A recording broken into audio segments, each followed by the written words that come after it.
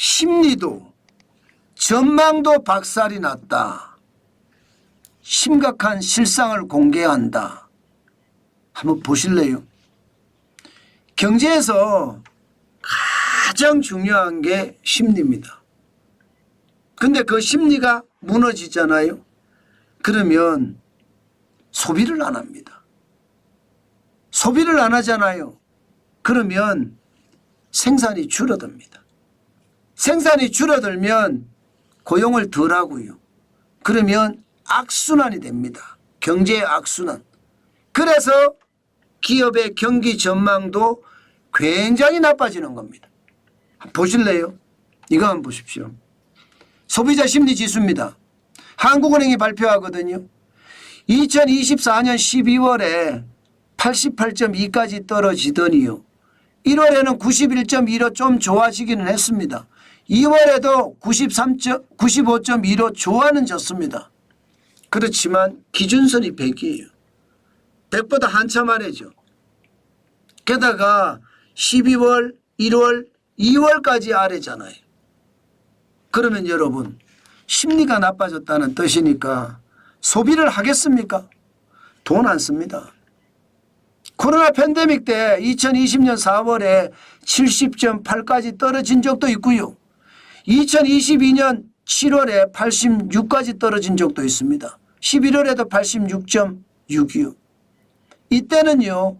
재난지원금이나 손실보상금이 있어서 그나마 경기가 조금은 돌아갔습니다. 그러나 여러분 2024년, 2023년 이때를 생각해 보세요.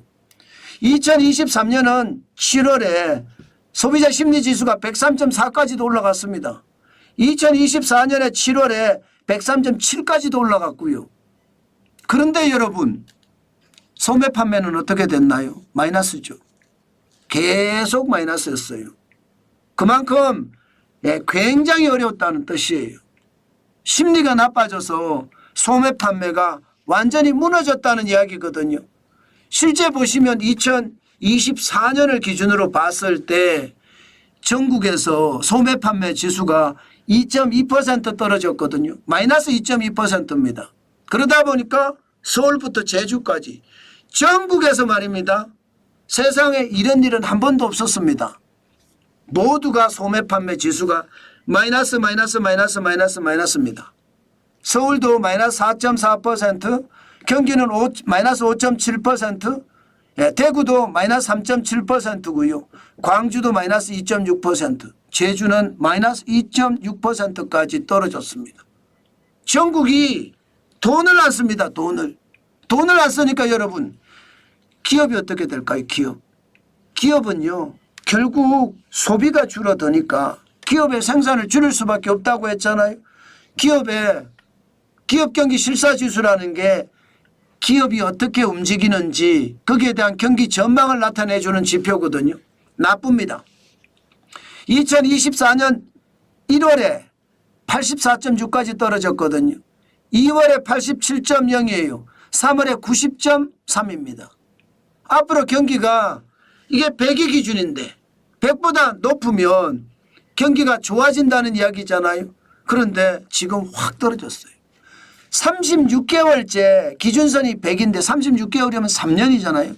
3년 동안 기준이 100인데 100보다 아래에서 계속 놀고 있습니다. 계속. 이게 한국경제인협회에서 조사한 내용이거든요. 한국경제인협회는 대기업을 중심으로 조사를 했습니다. 일반적으로 회원이 대기업이기 때문에. 그런데 대기업 중심으로 조사를 했는데 36개월 연속 기준치 100을 하회했다는 것은 여러분 경기가 진짜로 나쁘다는 뜻이에요. 게다가 최근에 2025년 1월, 2월, 3월은 더 나쁘다는 뜻입니다.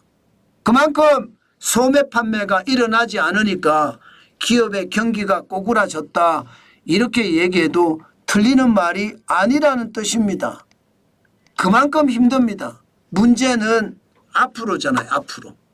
앞으로 경기가 더 좋아질 거냐 더 나빠질 거냐 이 문제인데 이거 쉽지 않습니다. 왜냐하면 기대 인플레이션이 안 떨어져요. 예상보다. 지금 2025년에 2월에 보면 기대 인플레이션 1년 후의 물가 전망입니다. 2.7%입니다. 네. 이게 2024년 3월에 3.2%에서 많이 떨어진 숫자이긴 해요. 2.7%가. 그러나 여전히 말입니다. 목표 물가 2%보다 높습니다. 물가는요 여러분 켜켜이 쌓인다고 제가 말씀을 드렸죠. 계속 쌓이는 게 물가예요. 이게 100까지 올랐다가 70까지 떨어졌다가 다시 100까지 오르고 이런 것이 아니라 100까지 오르면요. 또 올랐다 하면 110이 되는 거고요. 또 올랐다 하면 120이 되는 거예요. 켜켜이 쌓이는 거예요. 물가가 많이 오르면 여러분 돈 안 씁니다. 지금 1년 후에 2.7%면 목표 물가가 2%인데 그거보다 훨씬 높으니까 앞으로 돈을 안 쓸 가능성도 굉장히 높고요. 더 충격적인 것은요. 금리가 올라가고 있습니다. 지금 실질적으로 기준금리를 내린다, 대출금리를 내린다 이렇게 이야기했지만 2024년 10월에 88에서요. 이게 2025년 2월에는 99까지 올라갔습니다. 결국은 말입니다. 금리까지 올라가면 이제 내가 벌어서 소비는커녕 이자 갚기도 어렵고요. 원금 갚기도 힘들다는 이야기.